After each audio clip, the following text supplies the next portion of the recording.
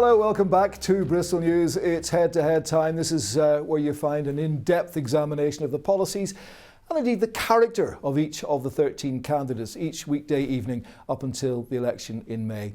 Now, you've been joining in. We're delighted about that. Get your points or your questions in now. The details on your screen of how to get in touch.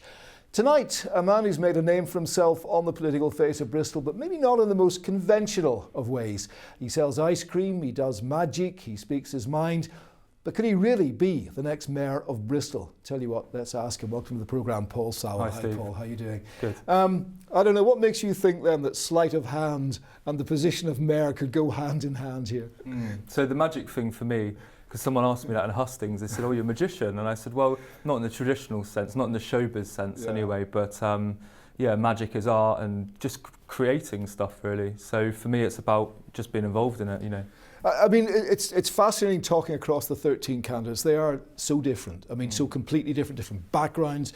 Some of the philosophies the same, some of the policies quite similar, but the character, which is what we're going to look at here today. Sure, yeah. From your point of view, though, you've made a name for yourself, Paul, but almost as some might say a rabble-rouser, as an irritant. What happened? You get in the faces of politicians. You get thrown out of the council house. What's that all about? Well, the council house was an interesting one. You know, as many people may not agree with me. You know, there's big things happening in Bristol, and people weren't being consulted over resident parking zones. So sometimes you have to stand up for what you believe in. I know that, but here you are sitting here. You're mild-minded. I've had plenty of chats with you before. You're a nice guy. But have a look at this. I mean, this is the sort of thing that I'm talking about. This is the other Paul Saville in a way. And can you see that? This is you. What on earth is going on there? Well, I mean, Bristol Post actually didn't report the story correctly. They said that we were thrown out of the council meeting. We were trying to get in. The pictures tell it, don't they? You're being manhandled. Your feet are in the air. Yeah, absolutely. And it was brutal, and it's under police investigation at the moment, so I can't really talk about that much. All right. But, you know, generally speaking, I do, you know, stand up for what I believe in. But without talking necessarily about that one too much, there have been other incidents as well. There's one famous one, isn't there, of course, when the current incumbent, the Mayor of Bristol, George Ferguson, told you in no uncertain terms to sling your hook, didn't he? And that you'd recorded that yourself, didn't you? Yeah, well, that day in the Bear Pit, I asked him about resident parking zones and how it would affect democracy, and he said he didn't have any time to talk to you now, not ever, not by email or any other way. So sometimes you've got to do what's right. Well, I think we've got a little bit of the aftermath of that, perhaps. Have a little look at this piece of film. Just over here. For goodness sake, Nick, leave the poor man alone. I know. Well, the poor man, you might have different thoughts on that incident, but you've been at it for quite a while, haven't you? I mean, you'd been haranguing him, Paul, hadn't you? No, I mean, times have changed since then. Just watching that makes me laugh, actually, because, you know, suddenly there has been this real, you know, turn on Ferguson and his policies and his way of holding office. I think that's you know, quite apparent now that his time may be over. But what I'm getting at is not necessarily the policies, which we'll come on to in a second. Sure, homelessness and all of that, it's very, very important to you. But is that the way that a future mayor of Bristol would behave? Is that how you see democracy being enacted? Is that what people look at Paul Saville and think this is what we're going to get? Well, for me, democracy, you know, goes much further than just putting a cross in a box every 5 years and then, you know, you farm off all your responsibilities to someone else, you know, the council or whoever. For me, it's everyday actions, and you know, the things that we're seeing in Bristol at the moment is just disgusting for me. You know, the homelessness and the housing crisis and everything else. So, you know, for me, you know, you've got to do what you've got to do sometimes. You know? Give me a brief history of your own situation, because a lot of this does lead on to your beliefs nowadays. You had a rough time, didn't you, as a teenager? Yeah, well, I think that all of our experiences make us into the people we are right now, everyone. And so I was homeless the first time at 16, second time at 17.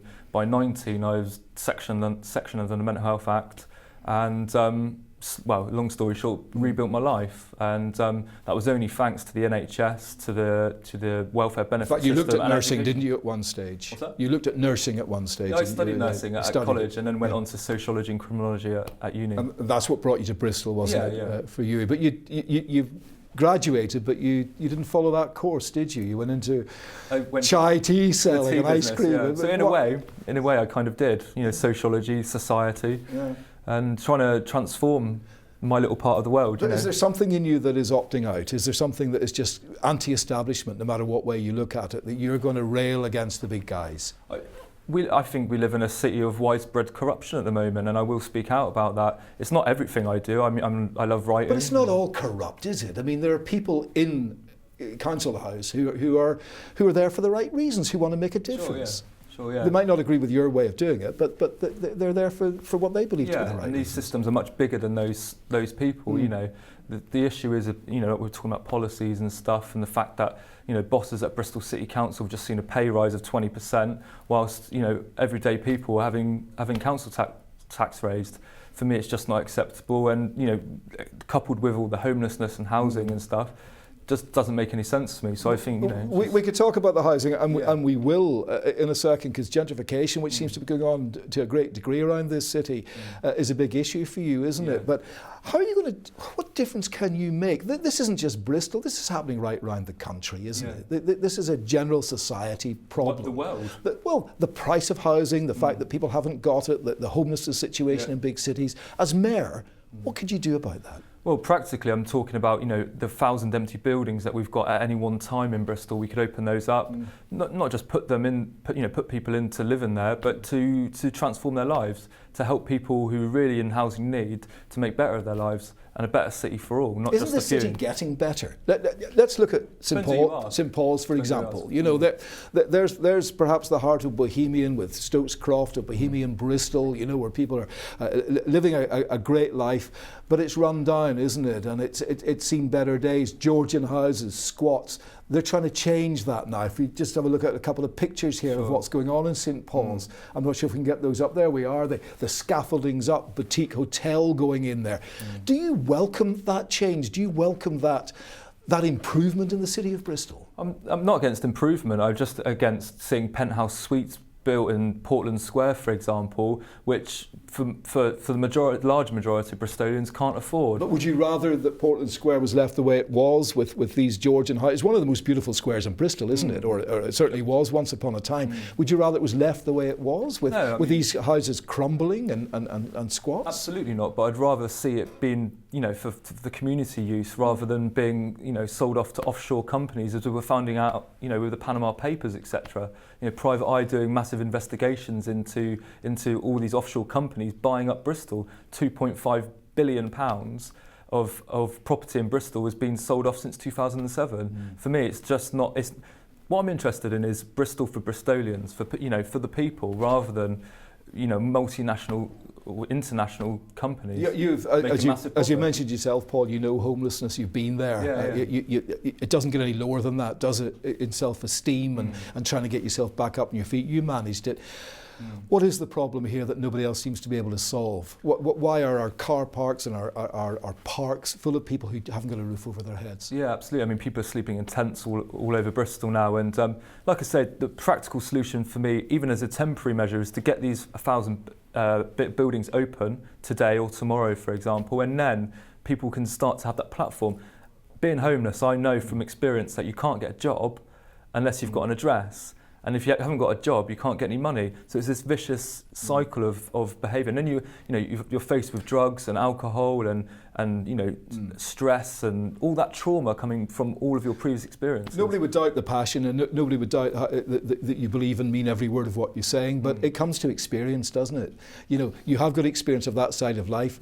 You've no experience of big business. You've no experience of having to deal with £1 billion budgets and contracts and that type of thing. How are you going to sit in the mayoral office or deal with devolution and sit at the big table with David Cameron and that type of thing? How would you manage that? Well, maybe that's a good thing, to not have that experience of billions of pounds, to actually to have billions of pounds and no experience. I don't know. I think if it was my £1 billion, I'd rather somebody who knew what they were doing with it. Sure. I mean, for me, the whole process of the democracy and how the city's run and the council, for me, it's not about, if I was mayor tomorrow, it wouldn't be about what I think, it's about what Bristolians think. So that's why I'm promoting in my People's Manifesto.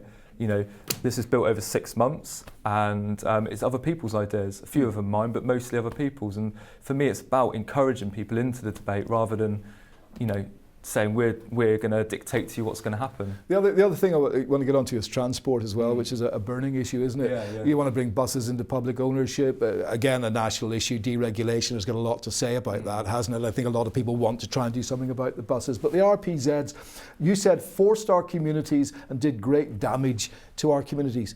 Did they? Really? What about cars parked on every junction and bend and you can't get up the streets and the commuter parking all day long? Didn't that do great damage to our communities? I mean, as a cyclist, I don't drive at the moment, but I just recognised at the time and still now that, people weren't consulted over these RPZs, and for me they should have been. It should have been up to the people to decide.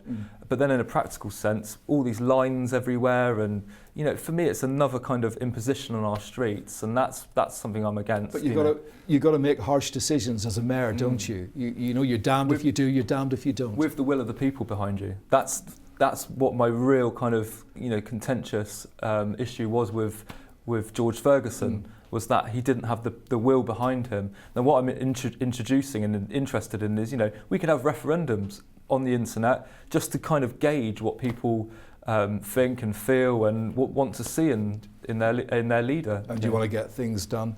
Paul, great to see you. Thanks very much indeed for coming in. Great. And as with all the others, good luck with your standing. Thanks very much indeed. Paul Saville there, and Paul is of course one of the 13 candidates standing in the mayoral election. Here they all are. I'm going to go head to head with each and every one of them each week right up until the election itself. Another head to head tomorrow, usual time, but for now from your City TV channel, bye from all of us here. Bye bye.